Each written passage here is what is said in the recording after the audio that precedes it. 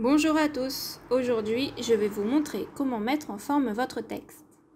Pour cela, je vais vous montrer comment utiliser les outils texte afin de le personnaliser, les effets de texte, en écrivant sur une forme, en écrivant à l'intérieur d'une forme, en réalisant des retraits d'un paragraphe et en réalisant des colonnes avec des blocs texte qui se suivent.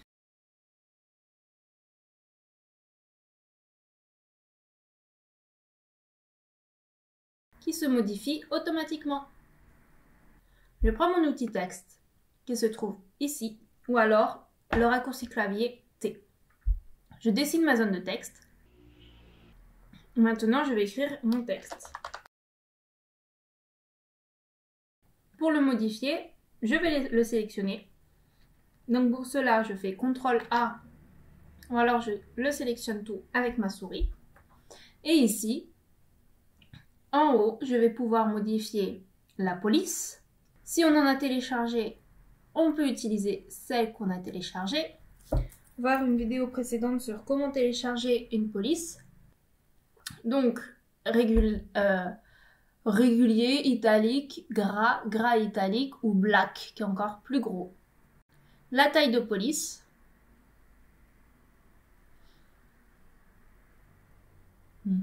Merci. L'espacement entre les lignes. Donc là, il n'y a qu'une seule ligne, donc il n'y en a pas. La valeur métrique qu'il y a entre les lettres.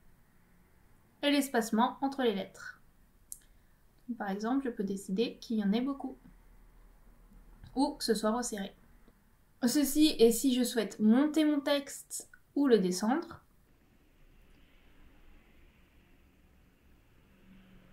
Ici, c'est la hauteur des lettres. Donc, je peux les faire plus étirées ou au contraire écrasées. Et ici, c'est la largeur des lettres. Donc, les faire très larges ou très serrées. Ici, c'est si on les penche ou pas. Le maximum et le minimum, moins 4. Ensuite, ici, c'est la taille de la police. Donc, soit je la choisis ici, soit il n'y a pas la police que je souhaite. Et à droite, je viens sur ma palette de couleurs. Et ici, je peux choisir ma couleur. Donc, soit je peux la choisir en bougeant les curseurs ici, soit je peux rentrer directement le code colorimétrique. Si c'est une couleur que je vais régulièrement utiliser, je peux l'ajouter à mon nuancier. Et lorsque je vais ici, elle y sera. Ici, c'est le contour de ma police. Et ici, c'est si je veux que mon texte soit aligné à gauche, centré, aligné à droite, justifié à gauche, justifié centré ou justifié sur la page. Par la suite, ici, j'ai un petit caractère qui s'appelle paragraphe. Je peux de nouveau choisir comment mon texte est justifié. Si je souhaite décaler mon paragraphe ou seulement ma première ligne, je peux choisir si je décale tout mon paragraphe, seulement la première ligne. Si je souhaite laisser de l'espace avant le paragraphe ou après le paragraphe et l'espacement entre les deux paragraphes.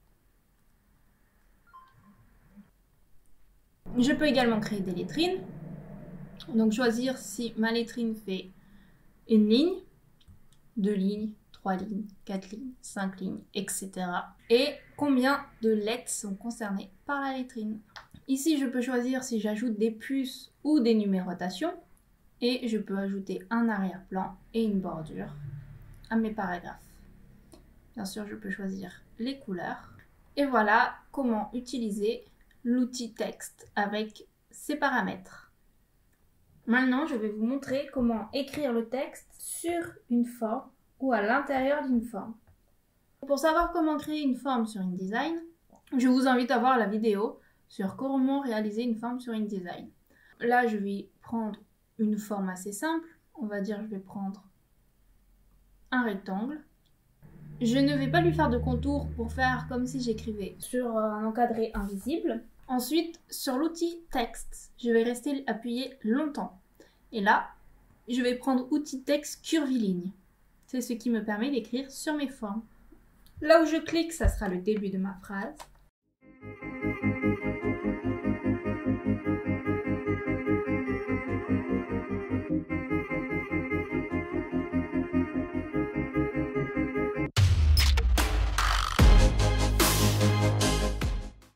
Maintenant, je souhaite mettre du texte à l'intérieur. Tout bonnement, je clique.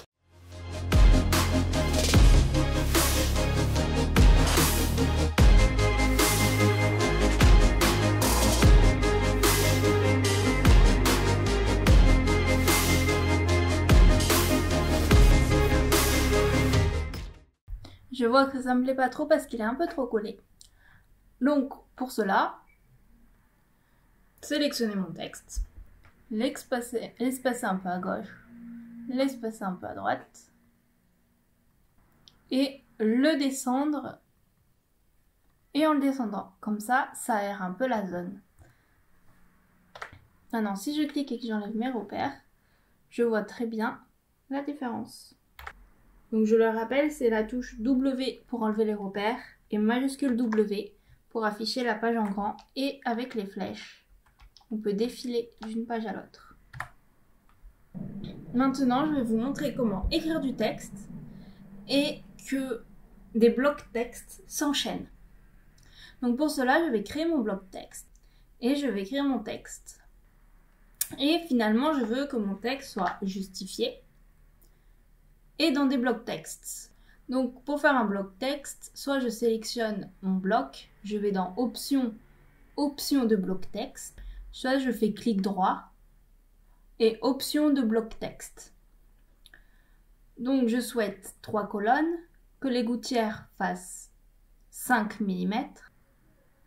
Mon texte dépasse, donc je ne souhaite pas le rajouter ici ou étendre mes colonnes pour le rajouter. Donc ce que je fais, je rajoute une page sur laquelle je veux que mon texte continue. Je sélectionne mon bloc et je clique sur le petit plus qui se trouve juste ici. On voit que mon texte est sur ma souris. Donc je vais à la page suivante et j'insère mon bloc. Je le mets en colonne.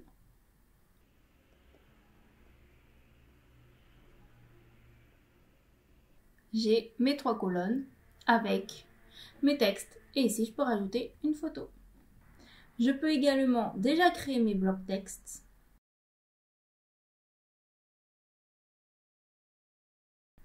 Écrire tout le texte que je veux.